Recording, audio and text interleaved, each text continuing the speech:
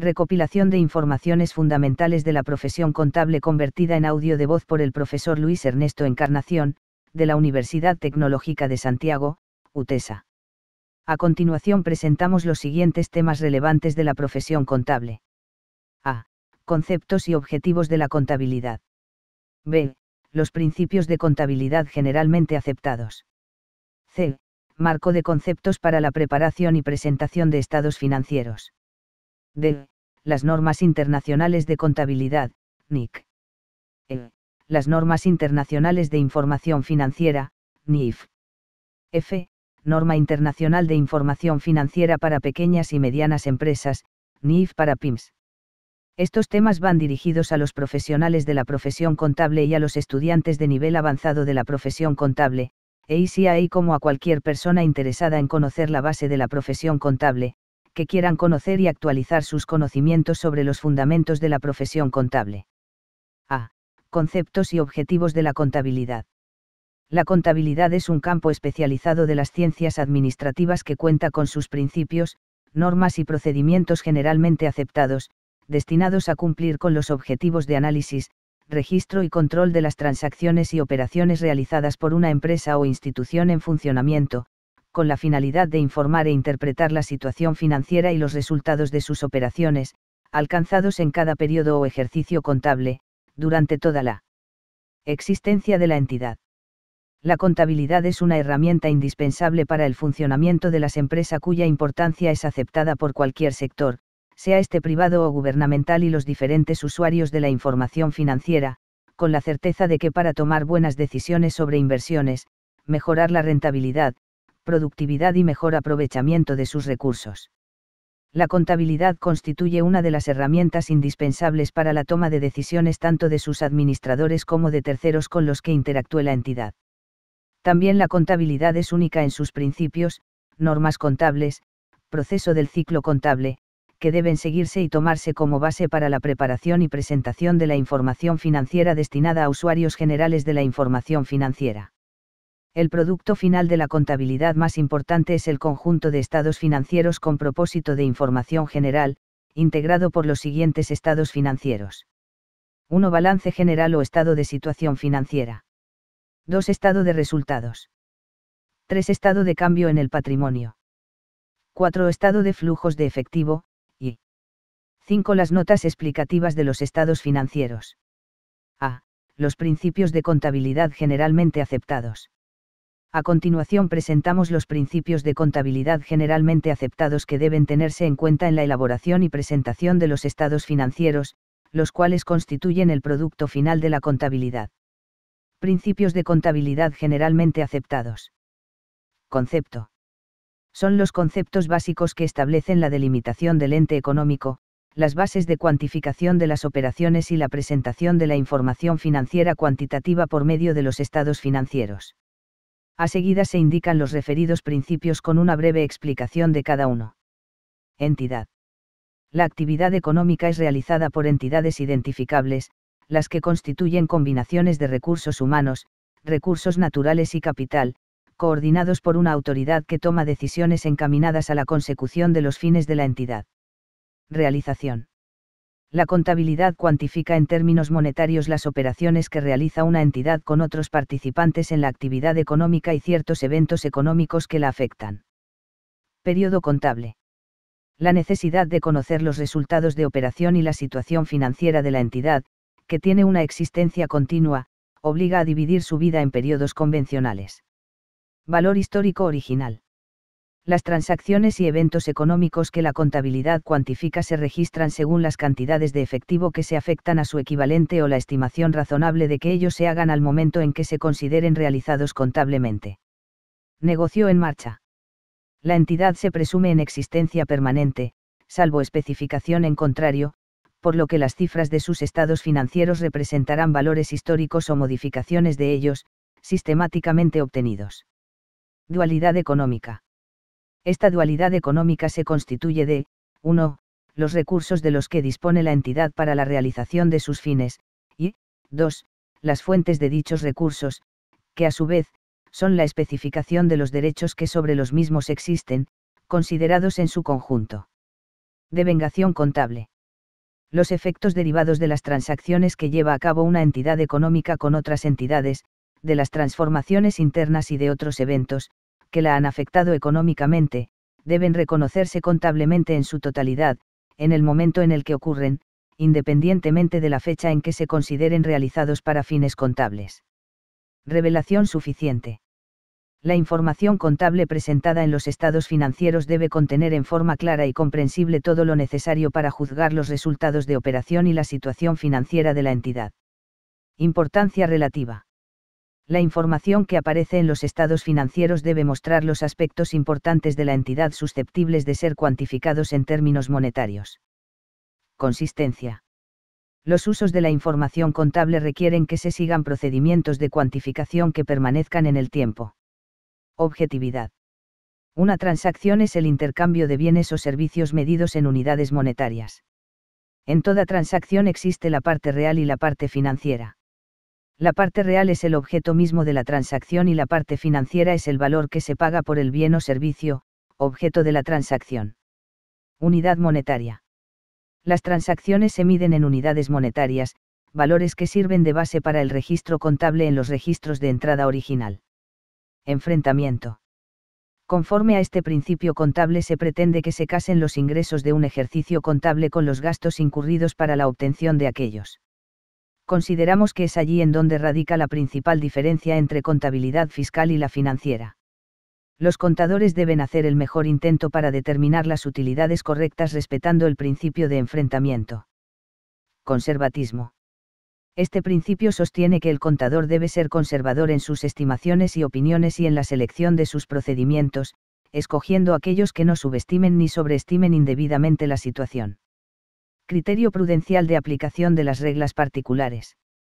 La operación del sistema de información contable no es automática ni sus principios proporcionan guías que resuelvan sin duda alguna cualquier dilema que pueda plantear su aplicación. C. Marco conceptual para la preparación y presentación de los estados financieros. El marco conceptual para la preparación y presentación de los estados financieros es un documento base de la profesión contable, el cual fue aprobado por el Comité de Normas Internacionales de Contabilidad, con sede en Londres, Reino Unido, en el año 1989, actual Consejo de Normas Internacionales de Información Financiera. El propósito del referido marco conceptual es a. Ayudar al Consejo del IASC en el desarrollo de futuras normas internacionales de contabilidad, así como en la revisión de las ya existentes. B.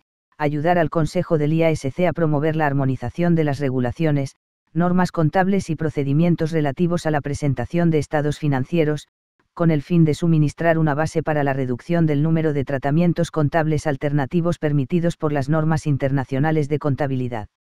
C. Ayudar a los organismos nacionales de normalización contable a la hora de desarrollar sus propias normas. D. Ayudar a los elaboradores de los estados financieros al aplicar las normas internacionales de contabilidad, así como al tratar con materias que no han sido todavía objeto de una norma internacional de contabilidad. E. Ayudar a los auditores en el proceso de formarse una opinión sobre si los estados financieros son conformes con las normas internacionales de contabilidad. F. Ayudar a los usuarios de los estados financieros en la interpretación contenida en aquellos estados que hayan sido preparados siguiendo las normas internacionales de contabilidad. G. Suministrar a todos aquellos interesados en la labor del IASB, información acerca de su metodología para la formulación de las normas internacionales de contabilidad. El alcance del marco conceptual es el siguiente. 1. El objetivo de los estados financieros. 2. Las características cualitativas que determinan la calidad de la información de los estados financieros. 3. La definición, reconocimiento y medición de los elementos que constituyen los estados financieros, y 4. Los conceptos de capital y mantenimiento de capital. 1. Objetivo de los estados financieros. El objetivo de los estados financieros es suministrar información acerca de la situación financiera, desempeño y cambios en la situación financiera para asistir a una amplia gama de usuarios en la toma de decisiones económicas. Un juego completo de estados financieros incluye un balance general, un estado de ganancias y pérdidas, un estado de cambios en el patrimonio neto, y un estado de flujos de efectivo, así como notas explicativas. Una entidad que presenta estados financieros, es aquella para la cual existen usuarios que se sirven de los estados financieros como fuente principal de información de la empresa. Entre estos usuarios tenemos a los inversionistas, empleados, prestamistas, bancos y financieras, proveedores y acreedores comerciales, clientes, el gobierno y organismos públicos, principalmente. De acuerdo con el marco conceptual, la responsabilidad de la preparación y presentación de estados financieros recae en la gerencia de la empresa. Consecuentemente, la adopción de políticas contables que permitan una presentación razonable de la situación financiera, resultados de gestión y flujos de efectivo, también es parte de esa responsabilidad. Dos hipótesis fundamentales guían el desarrollo, la adopción y la aplicación de políticas contables. Base de acumulación o devengo. Los efectos de las transacciones y demás sucesos se reconocen cuando ocurren, no cuando se recibe o paga dinero u otro equivalente de efectivo. 7. Asimismo, se registran en los libros contables y se informa sobre ellos en los estados financieros de los periodos con los que se relacionan. Así, se informa a los usuarios no solo de las transacciones pasadas que suponen cobro o pago de dinero, sino también de las obligaciones de pago en el futuro y de los recursos que representan efectivo a cobrar en el futuro. Negocio en marcha. Los estados financieros se preparan sobre la base de que la entidad se encuentra en funcionamiento y que continuará sus actividades operativas en el futuro previsible, se estima por lo menos de 12 meses hacia adelante. Si existiera la intención o necesidad de liquidar la empresa o disminuir significativamente sus operaciones, los estados financieros deberían prepararse sobre una base distinta, la que debe ser revelada adecuadamente. Dos características cualitativas de los estados financieros. Comprensibilidad. La información de los estados financieros debe ser fácilmente comprensible por usuarios con conocimiento razonable de las actividades económicas y del mundo de los negocios, así como de su contabilidad, y con voluntad de estudiar la información con razonable diligencia. No obstante ello, la información sobre temas complejos debe ser incluida por razones de su relevancia, a pesar que sea de difícil comprensión para ciertos usuarios. Relevancia, importancia relativa o materialidad. La relevancia de la información se encuentra afectada por su naturaleza e importancia relativa, en algunos casos la naturaleza por sí sola, presentación de un nuevo segmento, contrato a futuro, cambio de fórmula de costo, entre otros, puede determinar la relevancia de la información. La información tiene importancia relativa cuando, si se omite o se presenta de manera errónea, puede influir en las decisiones económicas de los usuarios, evaluación de sucesos pasados, actuales o futuros, tomadas a partir de los estados financieros. Fiabilidad. La información debe encontrarse libre de errores materiales, sesgos o prejuicios, debe ser neutral, para que sea útil, y los usuarios puedan confiar en ella. Además, para que la información sea fiable, debe representar fielmente las transacciones y demás sucesos que se pretenden, presentarse de acuerdo con su esencia y realidad económica, y no solamente según su forma legal. Asimismo, se debe tener en cuenta que en la elaboración de la información financiera surgen una serie de situaciones sujetas a incertidumbre, que requieren de juicios que deben ser realizados ejerciendo prudencia. Esto implica que los activos e ingresos así como las obligaciones y gastos no se sobrevaloren o se subvaloren. Para que la información de los estados financieros se considere fiable, debe ser completa. Comparabilidad. La información debe presentarse en forma comparativa, de manera que permita que los usuarios puedan observar la evolución de la empresa, la tendencia de su negocio, inclusive, pueda ser comparada con información de otras empresas. La comparabilidad también se sustenta en la aplicación uniforme de políticas contables en la preparación y presentación de información financiera. Ello no significa que las empresas no deban modificar políticas contables, en tanto existan otras más relevantes y confiables.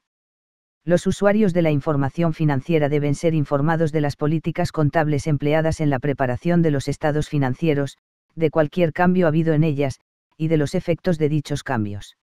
La información relevante y fiable está sujeta a las siguientes restricciones. Oportunidad. Para que pueda ser útil la información financiera debe ser puesta en conocimiento de los usuarios oportunamente, a fin que no pierda su relevancia. Ello, sin perder de vista que en ciertos casos no se conozca cabalmente un hecho o no se haya concluido una transacción, en estos casos debe lograrse un equilibrio entre relevancia y fiabilidad. Equilibrio entre costo y beneficio. se refiere a una restricción más que a una característica cualitativa. Si bien es cierto la evaluación de beneficios y costos es un proceso de juicios de valor, se debe centrar en que los beneficios derivados de la información deben exceder los costos de suministrarla. Equilibrio entre características cualitativas. Sin perder de vista el objetivo de los estados financieros, se propugna conseguir un equilibrio entre las características cualitativas citadas. Imagen fiel / presentación razonable. La aplicación de las principales características cualitativas y de las normas contables apropiadas debe dar lugar a estados financieros presentados razonablemente. 3 elementos de los estados financieros. Los estados financieros reflejan los efectos de las transacciones y otros sucesos de una empresa, agrupándolos por categorías, según sus características económicas, a los que se les llama elementos. En el caso del balance, los elementos que miden la situación financiera son, el activo, el pasivo y el patrimonio neto. En el estado de ganancias y pérdidas, los elementos son los ingresos y los gastos. El marco conceptual no identifica ningún elemento exclusivo del estado de cambios en el patrimonio neto ni del estado de flujos de efectivo, el que más bien combina elementos del balance general y del estado de ganancias y pérdidas. Las características esenciales de cada elemento se discuten a continuación. A. Activo, recurso controlado por la entidad como resultado de sucesos pasados, del que la empresa espera obtener beneficios económicos. B. Pasivo, obligación presente de la empresa, surgida de eventos pasados, en cuyo vencimiento, y para pagarla, la entidad espera desprenderse de recursos que incorporan beneficios económicos. C. Patrimonio neto, parte residual de los activos de la empresa una vez deducidos los pasivos. D.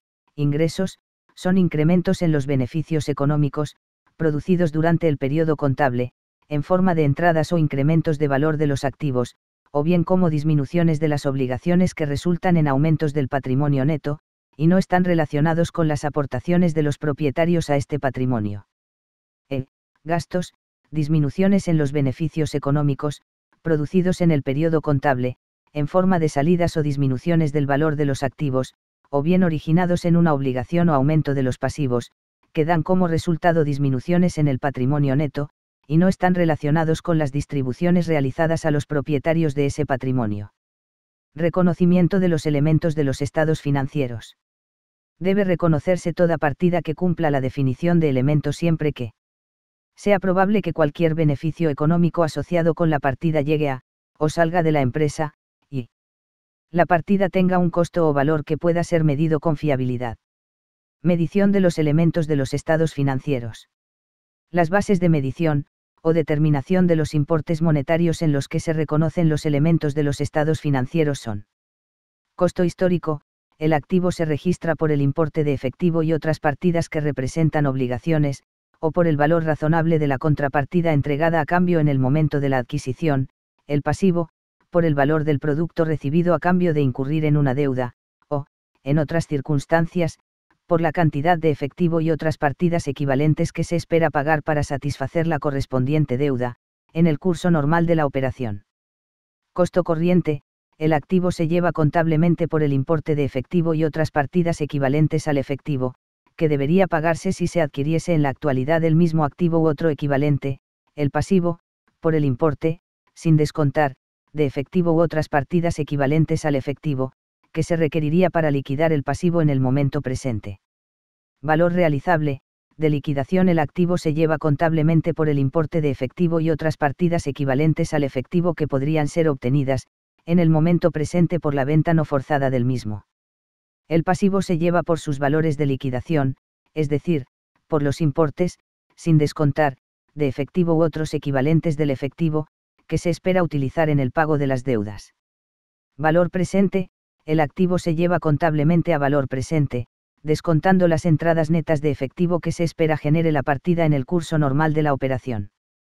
El pasivo se lleva contablemente al valor presente, descontando las salidas netas de efectivo que se espera necesitar para pagar tales deudas, en el curso normal de operaciones. Valor razonable, en una serie de normas contables se cita esta forma de medición. El valor razonable es el precio por el que puede ser adquirido un activo o pagado un pasivo, entre partes interesadas, debidamente informadas, en una transacción en condiciones de libre competencia. El valor razonable es calculado por referencia a un valor de mercado fiable. En consecuencia, el precio de cotización en un mercado activo es la mejor referencia de valor razonable, entendiendo por mercado activo el que cumple las siguientes condiciones. Los bienes intercambiados son homogéneos. Concurren permanentemente compradores y vendedores, y los precios son conocidos y de fácil acceso al público. Además, estos precios reflejan transacciones de mercado reales, actuales y producidas con regularidad. 4. Capital y mantenimiento de capital. Conceptos de capital. La mayoría de las empresas adoptan un concepto financiero del capital al preparar sus estados contables. Bajo esta concepción del capital, que se traduce en la consideración del dinero invertido o del poder adquisitivo invertido, capital es sinónimo de activos netos o patrimonio neto de la empresa. Si, por el contrario, se adopta un concepto físico del capital, que se traduce en la consideración de la capacidad productiva, el capital es la capacidad operativa de la empresa basada, por ejemplo, en el número de unidades producidas diariamente. La selección del concepto apropiado del capital, por parte de una empresa, debe estar basada en las necesidades de los usuarios de los estados financieros. Por lo tanto, debe adoptarse una concepción financiera del capital si a los usuarios les interesa fundamentalmente el mantenimiento del capital nominal invertido o de la capacidad adquisitiva del capital invertido.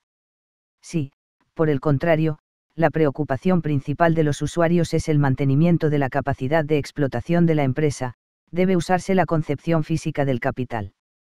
El concepto escogido indica el objetivo que se espera obtener al determinar el resultado, incluso aunque puedan existir ciertas dificultades de medida al aplicar, en la práctica, la concepción elegida. Conceptos de mantenimiento del capital y la determinación del resultado. Los conceptos de capital antes expuestos dan lugar a los siguientes conceptos de mantenimiento del capital. A. Mantenimiento del capital financiero.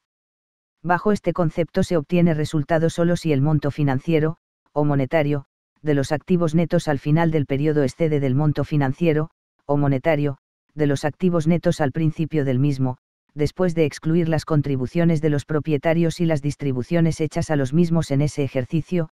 El mantenimiento del capital financiero puede ser medido en unidades monetarias nominales o en unidades de poder adquisitivo constante. B. Mantenimiento del capital físico. Bajo este concepto se obtiene resultado solo si la capacidad productiva en términos físicos, o capacidad operativa, de la empresa al final del periodo, o los recursos o fondos necesarios para conseguir esa capacidad, exceden a la capacidad productiva en términos físicos al principio del periodo, después de excluir las contribuciones de los propietarios y las distribuciones hechas a los mismos durante ese ejercicio. El concepto de mantenimiento de capital se relaciona con la manera en que una empresa define el capital que quiere mantener. Suministra la conexión entre el concepto de capital y el concepto de resultado, porque proporciona el punto de referencia por el que medir el resultado, lo cual es un prerequisito para distinguir entre lo que es rentabilidad sobre el capital y lo que es recuperación del capital. Por ello, el resultado es la cantidad residual que queda tras haber deducido de los ingresos los gastos, incluyendo, en su caso, los correspondientes ajustes para mantenimiento del capital. Si los gastos superan a los ingresos, la cantidad residual es una pérdida. El concepto de mantenimiento del capital físico exige la adopción del coste de reposición como base de la valoración contable. Sin embargo, el concepto de mantenimiento del capital financiero no requiere la adopción de un método particular de medida. Bajo esta concepción, la selección de la base de medida depende del tipo de capital financiero que la empresa desee mantener. La principal diferencia entre los dos conceptos de mantenimiento del capital es el tratamiento de los efectos de los cambios en los precios de los activos y pasivos de la empresa. En términos generales, una empresa ha mantenido su capital si posee tanto al final de periodo como el que tenía al comienzo del mismo. Toda cantidad de capital por encima de la requerida para mantener el capital del principio del periodo es resultado. Bajo el concepto de mantenimiento de capital financiero, el capital está definido en términos de unidades monetarias nominales, y el resultado es el incremento, en el periodo, del capital monetario nominal. Por tanto, los incrementos de los precios de los activos mantenidos en el ejercicio, a los que se denomina convencionalmente, resultados por tenencia, son conceptualmente beneficios. No pueden, sin embargo, reconocerse como tales hasta que los activos sean intercambiados por medio de una transacción. Cuando el concepto de mantenimiento del capital financiero está definido en términos de unidades de poder adquisitivo constante, el resultado es el incremento, en el periodo, de la capacidad adquisitiva invertida. Por tanto, solo la parte del incremento en los precios de los activos que exceda del incremento en el nivel general de precios se considera como resultado. El resto del incremento se trata como un ajuste por mantenimiento del capital y, por ello, como una parte del patrimonio neto. Bajo el concepto de mantenimiento del capital físico, donde el capital está definido en términos de capacidad productiva física, el resultado es el incremento habido a lo largo del periodo en ese capital. Todos los cambios de precios que afectan a los activos y obligaciones de la empresa se consideran como cambios en la medida de la capacidad de producción física de la misma, y por tanto son tratados como ajustes por mantenimiento del capital que entran a formar parte del patrimonio neto, y nunca como resultado. El modelo contable utilizado para la preparación de los estados financieros estará determinado por la selección de las bases de medida y del concepto de mantenimiento del capital. Los diferentes modelos contables tienen diferentes grados de relevancia y fiabilidad, como en otras áreas, la dirección debe buscar un equilibrio entre estas dos características. Este marco conceptual es aplicable a una amplia gama de modelos contables, suministrando una guía al preparar y presentar los estados financieros por medio del modelo escogido. En el momento presente, no hay intención por parte del Consejo del IASC de prescribir un modelo particular, salvo en circunstancias excepcionales, tales como las que se dan en empresas que presentan sus estados financieros en moneda de una economía hiperinflacionaria. No obstante, esta intención será revisada a la vista de los acontecimientos mundiales. El presente resumen del marco conceptual para la preparación y presentación de estados financieros que hemos preparado, va dirigido a los profesionales de la contaduría pública, así como a los estudiantes de nivel avanzado en el estudio de dicha profesión, igualmente, a cualquier persona interesada en los aspectos contables y financieros de las empresas, para lograr obtener un adecuado entendimiento y comprensión de la información financiera. Al igual que los principios de contabilidad generalmente aceptados y el marco de conceptos para la preparación y presentación de estados financieros, las normas internacionales de contabilidad, NIC, las normas internacionales de información financiera, NIF, y la norma internacional de información financiera para pequeñas y medianas empresas, NIF para PYMEs, constituyen parte de los fundamentos de la profesión contable a la hora de preparar y presentar los estados financieros, con propósito de información general, las cuales presentamos a continuación, seguidas del objetivo de cada norma. D. Las normas internacionales de contabilidad, NIC. NIC. Una presentación de estados financieros. La primera norma se refiere a la presentación del balance general, estado de resultados o de ganancias y pérdidas, estado de flujos de efectivo y otros estados financieros en todo tipo de organización. NIC. 2. Inventarios. La presente norma comprende un minucioso control contable del movimiento que se produce en la bodega, para lo cual se debe emplear los métodos de costeo permitidos, como son el FIFO, lo primero en entrar, lo primero en salir. LIFO, lo último en entrar, lo primero en salir, y PPP, método de valor de última compra. Dichos métodos se registran en tarjetas de control abiertas por cada grupo de artículos. NIC. 7. Estados de flujo de efectivo. Esta norma se refiere a la información sobre los flujos de efectivo de una empresa, es útil para los usuarios de los estados financieros porque provee de una base para evaluar la capacidad de la empresa para generar efectivo y equivalentes de efectivo, así como para evaluar las necesidades de la empresa de utilizar esos flujos de efectivo. NIC. 8. Políticas contables, cambios en las estimaciones contables y errores. La utilidad o pérdida neta del periodo incluye todas las partidas de ingresos y gastos del periodo, pero muchas veces, por error, algunas partidas extraordinarias o estimaciones no son incluidas dentro de los resultados. Estas situaciones se producen por los errores fundamentales, los cuales se dan por equivocaciones matemáticas, y el efecto de los cambios en políticas contables, que son fundamentalmente, los cambios en los principios, reglas y prácticas adoptadas por la entidad para preparar su información financiera. NIC. 10. Hechos ocurridos después de la fecha del balance. En esta norma se expone que las contingencias son condiciones o situaciones a la fecha del balance, cuyo efecto financiero pueden estar determinados por hechos que pueden ocurrir o no en el futuro, por lo cual se debe considerar los términos probables, razonablemente posibles y remotos. Existen contingencias de pérdida y ganancia. NIC 11 Contratos de construcción. Esta norma debe aplicarse en la contabilización de los contratos de construcción en los estados financieros de los contratistas. Tiene como objetivo establecer el tratamiento contable de los ingresos y costo asociados con los contratos de construcción. Debido a la naturaleza de la actividad comprometida en los contratos de construcción, la fecha en la cual se inicia y la fecha en que se termina la actividad del contrato generalmente corresponden a diferentes periodos contables. NIC 12 Impuesto a las ganancias. Esta norma debe ser aplicada para contabilizar el impuesto a la renta que se presenta en los estados financieros. Esto incluye la determinación del monto del gasto o ahorro asociado al impuesto a la renta respecto a un periodo contable y la presentación de tal monto en los estados financieros. NIC 16 Propiedades, planta y equipo. El objetivo de esta norma es establecer el tratamiento contable para inmuebles, maquinaria y equipo. Los principales problemas para contabilizar los inmuebles, maquinaria y equipo son, el momento en que deben reconocerse los activos, la determinación de los valores en libros y los cargos por depreciación que deben reconocerse con relación a ellos y la determinación y tratamiento contable de otras disminuciones del valor en libros. NIC 17 Arrendamientos. Esta norma establece a los arrendatarios y arrendadores, las políticas contables y de revelación, apropiadas, que deben aplicarse a los contratos de arrendamiento financiero y operativo. NIC 18 Ingresos ordinarios.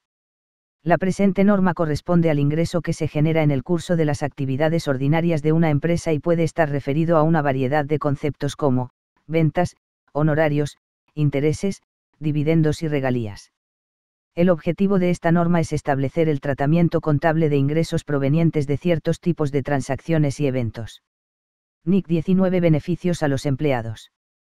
El objetivo de esta norma es establecer cuándo debe reconocerse como un gasto el costo de proporcionar prestaciones de jubilación y la cantidad que debe ser reconocida, así como la información que debe revelarse en los estados financieros de la empresa.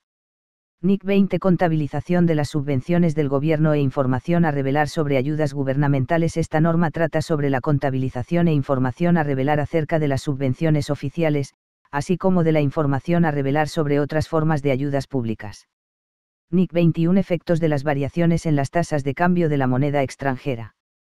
El objetivo de esta norma es prescribir cómo se incorporan, en los estados financieros de una entidad, las transacciones en moneda extranjera y los negocios en el extranjero, y cómo convertir los estados financieros a la moneda de presentación elegida. NIC 23 Costos por préstamos. Los costes por intereses incluyen intereses, amortización de descuentos o primas correspondientes a préstamos, y amortización de gastos de formalización de contratos de préstamo. NIC 24 Informaciones a revelar sobre partes relacionadas. El objetivo de esta norma es asegurar que los estados financieros de una entidad contengan la información necesaria para poner de manifiesto la posibilidad de que tanto la posición financiera como el resultado del ejercicio, puedan haberse visto afectados por la existencia de partes vinculadas, así como por transacciones realizadas y saldos pendientes con ellas.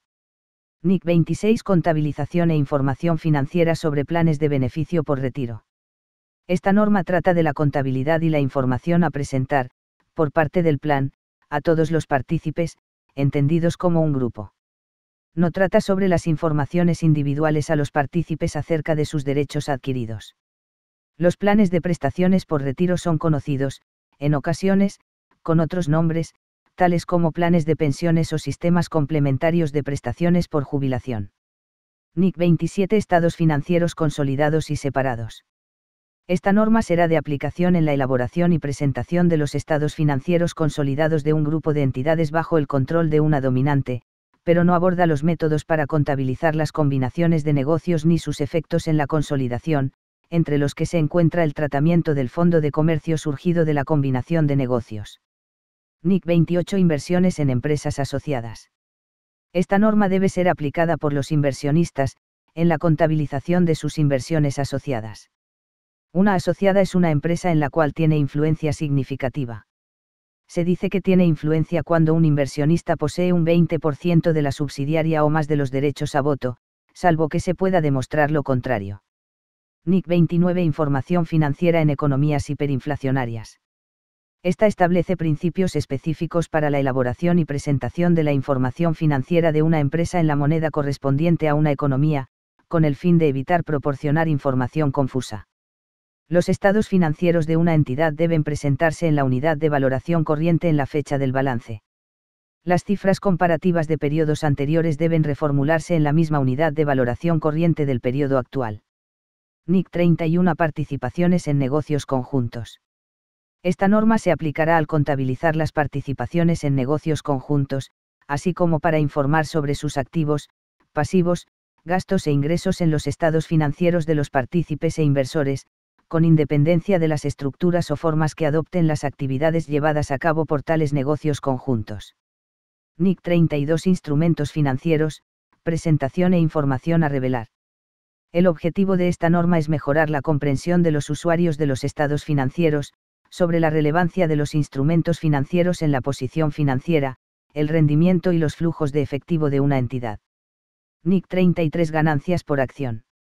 El objetivo de esta norma es establecer los principios para la determinación y presentación de la cifra de ganancias por acción de las entidades, cuyo efecto será el de mejorar la comparación de los rendimientos entre diferentes entidades en el mismo periodo, así como entre diferentes periodos para la misma entidad. NIC 34 Información financiera intermedia. Se refiere a un periodo contable más pequeño que el ejercicio económico anual de la empresa. NIC 36 Deterioro del valor de los activos. El objetivo de esta norma consiste en establecer los procedimientos que una entidad aplicará para asegurarse de que sus activos están contabilizados por un importe que no sea superior a su importe recuperable. NIC 37 Provisiones, activos contingentes y pasivos contingentes. Esta norma se asegura que se utilizan bases apropiadas para el reconocimiento y la valoración de provisiones, activos y pasivos contingentes, así como que se revela información suficiente en las notas a los estados financieros para permitir a los usuarios comprender su naturaleza, importe y calendario de vencimiento. El objetivo de esta norma es asegurarse de que solo las obligaciones reales son las que se registran en los estados financieros. NIC 38 Activos intangibles. El objetivo de esta norma es prescribir el tratamiento contable de los activos intangibles que no estén contemplados específicamente en otra norma. La norma también especifica cómo determinar el importe en libros de los activos intangibles, y exige la revelación de información específica sobre estos activos. NIC 39 Instrumentos financieros, reconocimiento y medición. El objetivo de esta norma consiste en establecer los principios para el reconocimiento y valoración de los activos financieros, los pasivos financieros y de algunos contratos de compra o venta de elementos no financieros. NIC 40 Propiedades de inversión. El objetivo de esta norma es prescribir el tratamiento contable de las inversiones inmobiliarias y las exigencias de revelación de información correspondientes. Entre otras cosas, esta norma será aplicable para la valoración en los estados financieros de un arrendatario, de los derechos sobre un inmueble mantenido en régimen de arrendamiento y que se contabilice como un arrendamiento financiero. NIC 41 Agricultura. La presente norma establece el tratamiento contable, la presentación en los estados financieros y la información a revelar relacionados con la actividad agrícola, que es un tema no cubierto por otras normas internacionales de contabilidad. Las normas internacionales de información financiera, NIF. NIF una adopción, por primera vez, de las normas internacionales de información financiera. La presente norma especifica cómo las entidades deben llevar a cabo la transición hacia la adopción de las NIF para la presentación de sus estados financieros. NIF 2 Pagos basados en acciones. El objetivo de esta NIF consiste en especificar la información financiera que ha de incluir una entidad cuando lleve a cabo una transacción con pagos basados en acciones. En concreto, requiere que la entidad refleje en el resultado del periodo y en su posición financiera los efectos de las transacciones con pagos basados en acciones, incluyendo los gastos asociados a las transacciones en las que se conceden opciones sobre acciones a los empleados. NIF 3 Combinaciones de empresas. El fin de esta norma es aclarar la información financiera que debe ser dada por una empresa cuando tenga una combinación de negocios. Va destinado a negocios conjuntos o combinaciones de negocios entre entidades. NIF 4 Contratos de seguros. Esta norma tiene como objetivos establecer mejoras limitadas para la contabilización de los contratos de seguros, asegurador, es decir, revelar información sobre aquellos contratos de seguros. NIF 5 Activos no corrientes mantenidos para la venta y operaciones discontinuadas. La norma define los activos que cumplen con el criterio para ser clasificados como mantenidos para la venta. NIF 6 Exploración y evaluación de recursos minerales. El objetivo de esta NIF es especificar la información financiera relativa a la explotación y la evaluación de los recursos minerales. Esta norma requiere que las entidades reconozcan los activos de exploración y evaluación para realizar una prueba de deterioro en esos activos cuando los hechos y las circunstancias sugieren que la cantidad cargada de los activos puede exceder su cantidad recuperable. NIF 7 Instrumentos financieros, información a revelar. La norma pretende que se conozcan los riesgos de la financiación, y el rendimiento obtenido en dicha financiación. NIF 8 Segmentos de operación. La NIF 8 aplica a los estados financieros separados o individuales de la entidad cuya deuda o cuyos instrumentos de patrimonio son negociados en un mercado público, o que archiva, o está en proceso de archivar, sus estados financieros, consolidados, en una comisión de valores o en otra organización. NIF 9 Instrumentos financieros. El objetivo de esta norma es establecer los principios para la información financiera sobre activos financieros y pasivos financieros, de forma que se presente información útil y relevante para los usuarios de los estados financieros para la evaluación de los importes, calendario e incertidumbre de los flujos de efectivo futuros de la entidad. NIF 10 Estados financieros consolidados. El objetivo de esta NIF es establecer los principios para la presentación y preparación de estados financieros consolidados cuando una entidad controla una o más entidades distintas. NIF 11 Acuerdos conjuntos. El objetivo de esta NIF es establecer los principios para la presentación de información financiera por entidades que tengan una participación en acuerdos que son controlados conjuntamente, es decir, acuerdos conjuntos. NIF 12 Información a revelar sobre participaciones en otras entidades. El objetivo de esta NIF es requerir que una entidad revele información que permita a los usuarios de sus estados financieros evaluar, a. la naturaleza de sus participaciones en otras entidades y los riesgos asociados con estas, y b. los efectos de esas participaciones en su situación financiera, rendimiento financiero y flujos de efectivo. NIF 13 Medición del valor razonable. Esta NIF a. define valor razonable. b. establece en una sola NIF un marco para la medición del valor razonable, y c. requiere información a revelar sobre las mediciones del valor razonable. NIF 14 Cuentas de diferimientos de actividades reguladas. El objetivo de esta norma es especificar los requerimientos de información financiera para los saldos de las cuentas de diferimientos de actividades reguladas que surgen cuando una entidad proporciona bienes o servicios a clientes a un precio o tarifa que está sujeto a regulación de tarifas. NIF 15 Ingresos de actividades ordinarias procedentes de contratos con clientes. El objetivo de esta norma es establecer los principios que aplicará una entidad para presentar información útil a los usuarios de los estados financieros sobre la naturaleza, importe, calendario e incertidumbre de los ingresos de actividades ordinarias y flujos de efectivo que surgen de un contrato con un cliente. NIF 16 Arrendamientos. Esta norma establece los principios para el reconocimiento, medición, presentación e información a revelar de los arrendamientos. El objetivo es asegurar que los arrendatarios y arrendadores proporcionen información relevante de forma que represente fielmente esas transacciones. Esta información proporciona una base a los usuarios de los estados financieros para evaluar el efecto que los arrendamientos tienen sobre la situación financiera, el rendimiento financiero y los flujos de efectivo de una entidad. NIF 17 Contratos de seguro. La NIF 17 Contratos de seguro establece principios para el reconocimiento, medición, presentación e información a revelar de los contratos de seguro que están dentro del alcance de la norma. El objetivo de la NIF 17 es asegurar que una entidad proporciona información relevante que represente fidedignamente esos contratos. Esta información proporciona una base a los usuarios de los estados financieros para evaluar el efecto que los contratos de seguro tienen sobre la situación financiera, el rendimiento financiero y los flujos de efectivo de la entidad. F. También tenemos la Norma Internacional de Información Financiera para Pequeñas y Medianas Empresas, NIF para PYMEs, integrada por 35 secciones referentes a los temas de lo que trata la referida norma internacional, la cual, como su nombre lo indica, deberá ser utilizada por las pequeñas y medianas empresas en la elaboración y presentación de sus estados financieros. Los temas a que se refieren las secciones de la NIF para PYMEs son los mismos tratados en las normas internacionales de contabilidad, NIC, y las normas internacionales de información financiera, NIF, pero presentados de una forma más sencilla y simplificada. A continuación presentamos los títulos de las 35 secciones que integran la referida norma internacional. Sección 1. Pequeñas y medianas entidades. Brinda la definición de pyme de acuerdo al IASB.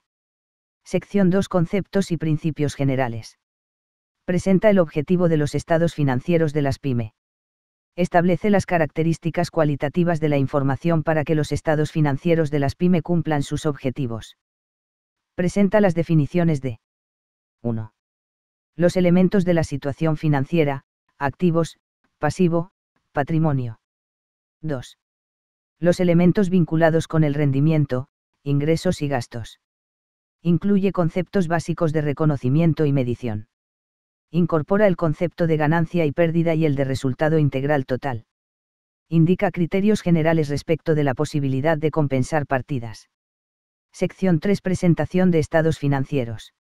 Incluye la presunción de que en caso de emplear las NIF para las pymes, estas entidades obtendrán una representación fiel de su situación financiera y su rendimiento financiero.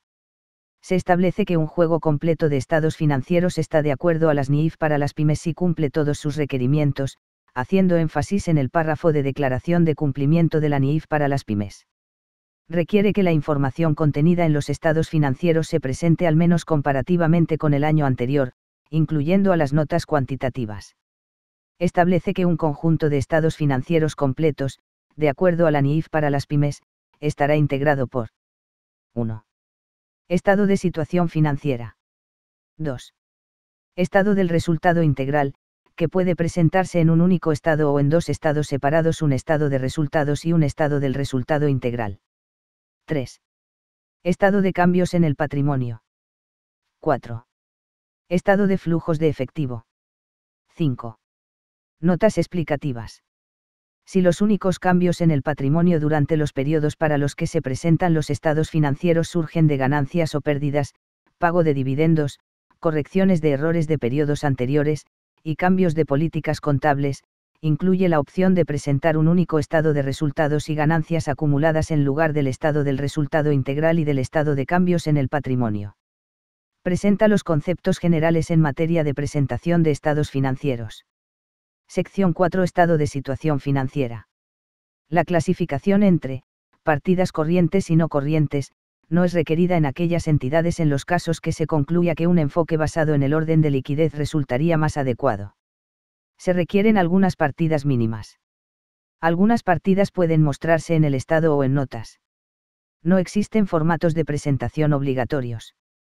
Sección 5. Estado de resultados integrales.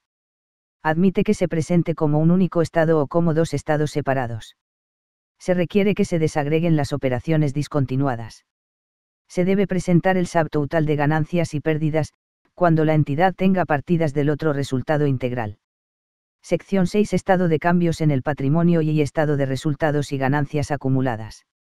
Muestra todos los cambios en el patrimonio, incluyendo 1. El resultado integral total. 2. Aportes de los propietarios y retiros. 3. Distribuciones a los propietarios, dividendos. 4. Transacciones con acciones. Incluye la opción de presentar el estado de resultados y ganancias acumuladas. Sección 7. Estado de flujos de efectivo. Todas las pymes deben presentar un estado de flujos de efectivo. Se puede utilizar opcionalmente, para la presentación de las actividades operativas. 1. Método directo, o 2. Método indirecto. Sección 8. Notas a los estados financieros. Se requiere la presentación de 1. Una declaración de que los estados financieros se ha elaborado cumpliendo con la NIF para las pymes. 2. Un resumen de las políticas contables significativas aplicadas. 3. Información de apoyo para las partidas presentadas en los estados financieros en el mismo orden en que se presente cada estado y cada partida. 4. Cualquier otra información a revelar sobre los supuestos clave acerca del futuro y otras causas clave de incertidumbre en las estimaciones efectuadas. Sección 9. Estados financieros consolidados y separados. Los estados financieros consolidados de una pyme incluirán a todas las subsidiarias de una controladora. Existen excepciones limitadas para no presentar estados financieros consolidados, casos, controladora intermedia o inversión con fines temporales. Las entidades de cometidos específicos, ECE, deben incluirse en los estados financieros consolidados de su controladora. En el estado de situación financiera y en el estado del resultado integral deberá desagregarse la porción atribuible a los socios no controladores. Cuando una entidad elija, o esté obligada a, presentar estados financieros separados. 1. Deberá indicarlo claramente. 2. Medirá sus inversiones en subsidiarias, asociadas o negocios conjuntos por su costo, menos deterioro, o su valor razonable con cambios en resultados. Se admite la presentación de estados financieros combinados. Sección 10. Políticas contables, estimaciones y errores. Admite no seguir las políticas indicadas por la NIF para pymes cuando ello no sea material. Establece que la definición de políticas contables por parte de la gerencia debe generar información relevante y fiable. Indica una jerarquía para la resolución de cuestiones no previstas. Los cambios de políticas contables se contabilizarán. 1. Si fueran requeridos por la NIF para las pymes, de acuerdo a una norma de transición. 2. En los restantes casos, aplicación retroactiva. Los cambios en estimaciones se reconocerán prospectivamente. Cuando se detecten errores, se deberán corregir retroactivamente. Sección 11. Instrumentos financieros básicos.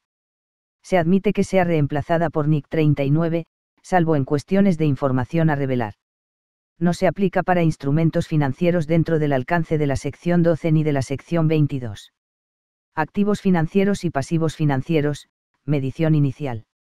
Precio de la transacción, no incluye costos si se mide posteriormente a valor razonable. Activos financieros y pasivos financieros, medición posterior. 1. Instrumentos de deuda, costo amortizado, utilizando el método de la tasa efectiva. 2. Instrumentos de patrimonio con cotización, valor razonable con cambios en resultados. 3. Otros, costo, menos deterioro. Sección 12. Otros temas relacionados con los instrumentos financieros. Se admite que sea reemplazada por NIC 39, salvo en cuestiones de información a revelar. Se aplica para el tratamiento contable de instrumentos financieros, complejos, todos los no incluidos en la sección 11. Presenta las directrices para aplicar contabilidad de coberturas. Sección 13. Inventarios. Los inventarios se deberán medir por el menor entre el costo o el valor neto realizable, VNR. Se requiere el empleo de un sistema de costeo completo. El costo de los inventarios incluirá 1. Costos de compra. 2. Los costos de transformación. 3. Otros costos. Se admite el uso de técnicas de costeos diferentes, VG costos estándar, método del minorista. Para evaluar el costo, se deberá emplear 1. Descarga de inventarios a través de identificación específica, o 2. Hipótesis de flujos de inventarios, cuando no es posible lo anterior, solo admitiéndose los métodos primero entrado primero salido, FIFO, o de costo promedio ponderado, CPP.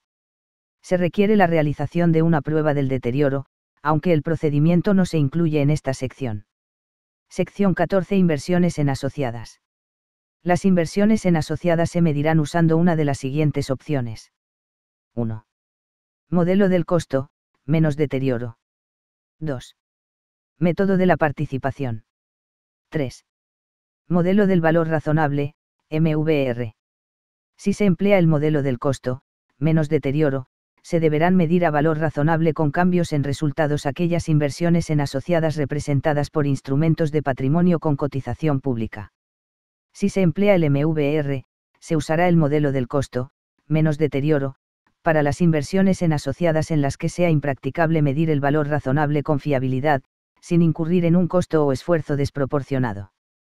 Sección 15. Inversiones en negocios conjuntos.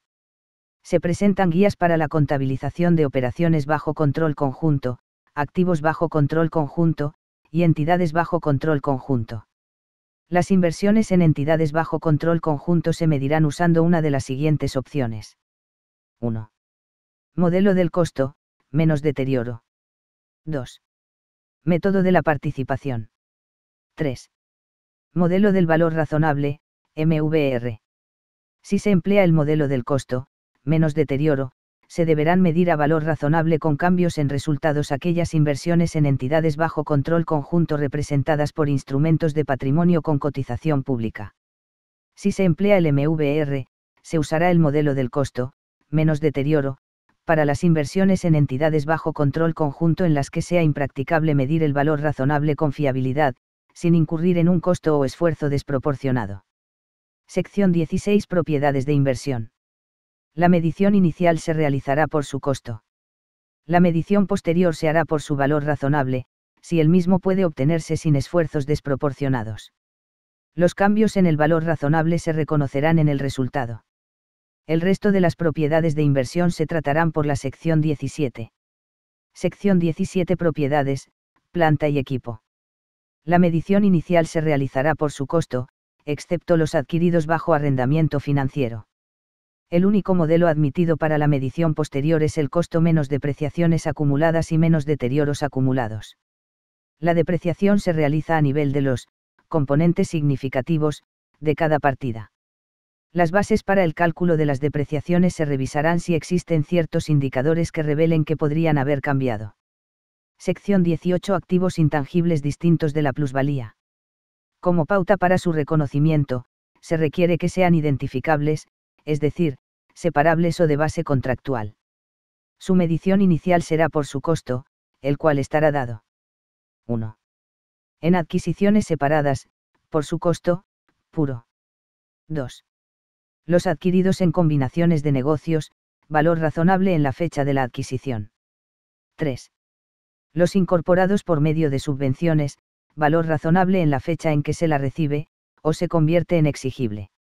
No se pueden reconocer gastos de investigación ni de desarrollo. El único modelo admitido para la medición posterior es el costo menos amortizaciones acumuladas y menos deterioros acumulados. Si se puede estimar la vida útil, a los fines del cálculo de la amortización se usará la vida útil definida, caso contrario, se amortizarán en 10 años. Las bases para el cálculo de la amortización se deberán revisar ante la existencia de ciertos indicadores de que pudieran haber cambiado. Sección 19. Combinaciones de negocios y plusvalía. Todas las combinaciones de negocios CN se contabilizan aplicando el método de la adquisición.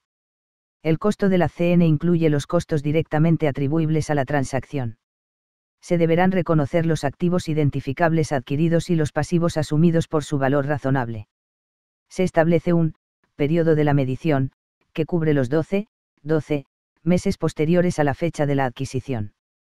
La plusvalía siempre debe amortizarse, de acuerdo a los lineamientos de la sección 18. Sección 20. Arrendamientos. Se requiere su clasificación como operativos o financieros. Medición inicial de un arrendamiento financiero. 1. Arrendatario, por el menor entre el valor razonable y el valor descontado de los pagos mínimos del contrato de arrendamiento, se deben activar los gastos de transacción. 2. Arrendador, valor descontado de las cuotas mínimas de arrendamiento por cobrar. Medición posterior de un arrendamiento financiero. 1. Arrendatario, de acuerdo a la sección 17. 2. Arrendador, método del interés efectivo. Arrendamientos operativos. Medición. 1. Arrendatario, reconoce un gasto de forma lineal a lo largo del plazo del arrendamiento. 2. Arrendador, reconoce un gasto de forma lineal a lo largo del plazo del arrendamiento, salvo ciertas excepciones, activa los costos iniciales ocasionados por el arrendamiento. Se incluyen requerimientos para el tratamiento contable de operaciones de venta seguidas de arrendamiento. Sección 21. Provisiones y contingencias. Las provisiones se deben reconocer cuando 1. Provienen de hechos pasados. 2. Son probables. 3. Se pueden medir de manera fiable. Las provisiones deben medirse en base a la mejor estimación, requiriéndose el uso de modelos de flujos de efectivo descontados si el efecto financiero resultase significativo. Las estimaciones deben revisarse en cada fecha de emisión de estados financieros. Los pasivos contingentes deben informarse. Los activos contingentes deben ser informados, en caso que sean probables. Sección 22. Pasivos y patrimonio. Se establecen guías para la distinción entre pasivo y patrimonio desde la perspectiva de la entidad emisora. Esta distinción deberá efectuarse en base a la sustancia económica de los instrumentos financieros emitidos. En la emisión inicial de instrumentos de patrimonio, estos se medirán por el importe neto de gastos, considerando el efecto fiscal de los mismos. Se presentan pautas para el tratamiento contable de deuda convertible, instrumentos financieros compuestos y similares. Se requiere que las acciones propias en cartera sean tratadas contablemente como una reducción del patrimonio. Se establece que la transferencia de instrumentos de patrimonio entre propietarios que no alteren la relación de control no genera resultados. Sección 23. Ingresos de actividades ordinarias. Los ingresos de actividades ordinarias se medirán por el valor razonable de la contraprestación recibida, o por recibir. El descuento financiero se utilizará cuando exista una transacción financiera. Se deberá efectuar un análisis de riesgos y beneficios asociados para considerar si la contrapartida es un ingreso. Se presentan indicadores para ello. Los ingresos por prestaciones de servicios se medirán de acuerdo al grado de avance, aunque existen requerimientos para que así sea. Los ingresos provenientes de contratos de construcción se reconocerán, en general, empleando el método del porcentaje de terminación, o también llamado avance de obra que difiere del método por obra terminada. Se presentan guías para el reconocimiento de ingresos por intereses, dividendos y regalías. Sección 24. Subvenciones del Gobierno. Si no se imponen condiciones de rendimiento futuras específicas sobre los receptores, las subvenciones del Gobierno se reconocerán como ingresos cuando los importes de la subvención sean exigibles. Si se imponen condiciones de rendimiento futuras específicas sobre los receptores, las subvenciones se reconocerán como ingresos solo cuando se cumplan las condiciones de rendimiento establecidas. Las subvenciones recibidas antes de que se satisfagan los criterios de reconocimiento de ingresos de actividades ordinarias se reconocerán como pasivo. Sección 25. Costos por préstamos. Se considerarán gastos del periodo, no admitiéndose su capitalización. Sección 26. Pagos basados en acciones. Se refiere al tratamiento de todas las transacciones con pagos basados en acciones, incluyendo 1.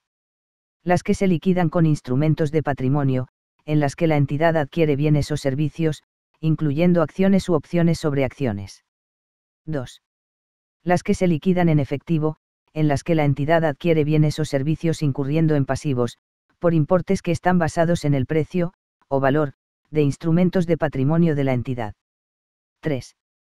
Aquellas en las que la entidad recibe o adquiere bienes o servicios, y los términos del acuerdo proporcionan a la entidad o al proveedor, la opción de liquidar la transacción en efectivo, o con otros activos, o mediante la emisión de instrumentos de patrimonio.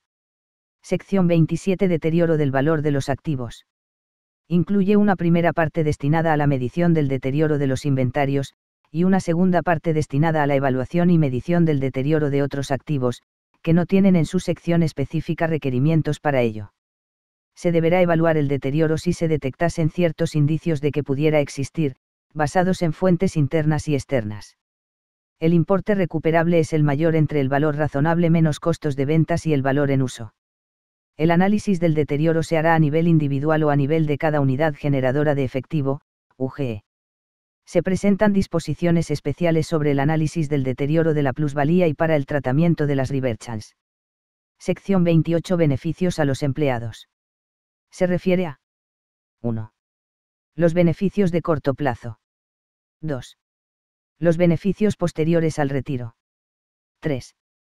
Los beneficios por terminación, y 4.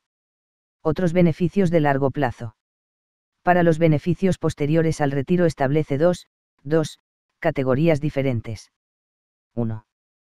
Planes de aportes definidos, PAD. 2. Planes de beneficios definidos, PBD. Se establece la necesidad de emplear métodos actuariales para medir la obligación por los PBD. Sección 29. Impuesto a las ganancias. Se establece el método basado en el balance para contabilizar el cargo por impuesto a las ganancias. El método presenta dos componentes. 1. El cálculo de activos y pasivos por impuestos corrientes, y 2. El cálculo de activos y pasivos por impuestos diferidos. Los activos por impuestos diferidos, AID, y pasivos por impuestos diferidos, PID, se reconocen cuando surge una diferencia temporaria, producto de 1. Diferencias iniciales entre las bases contables de activos y pasivos diferentes de sus bases fiscales. 2. Diferencias posteriores entre las bases contables de activos y pasivos diferentes de sus bases fiscales. 3. Cambios en las bases fiscales de activos o pasivos que nunca afectarán el importe en libros de los mismos. Sección 30. Conversión de la moneda extranjera.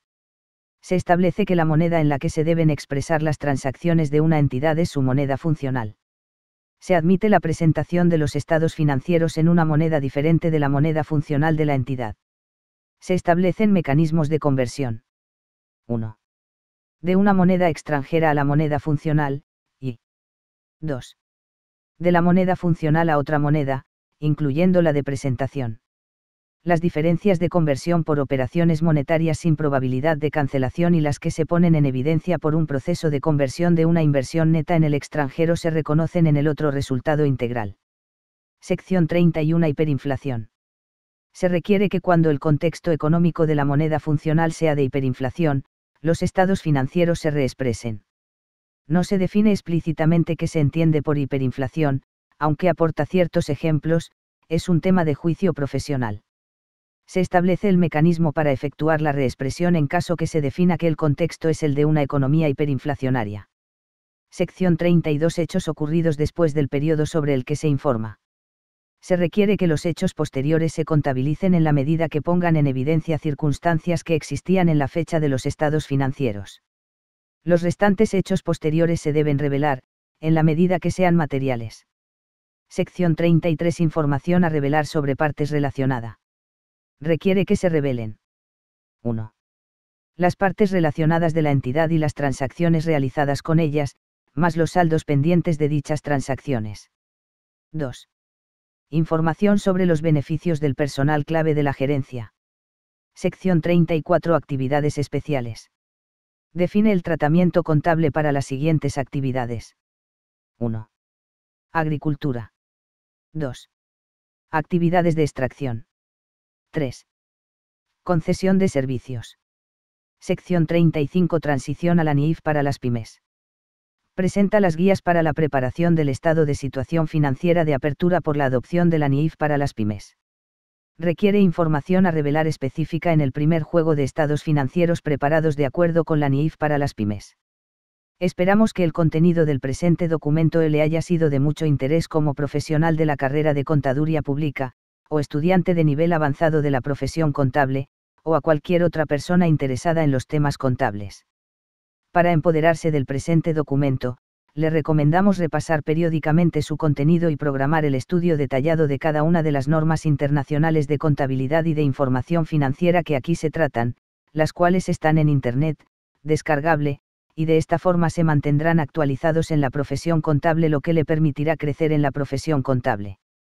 Ha sido un placer poder contribuir con ustedes. Muchas gracias por su atención.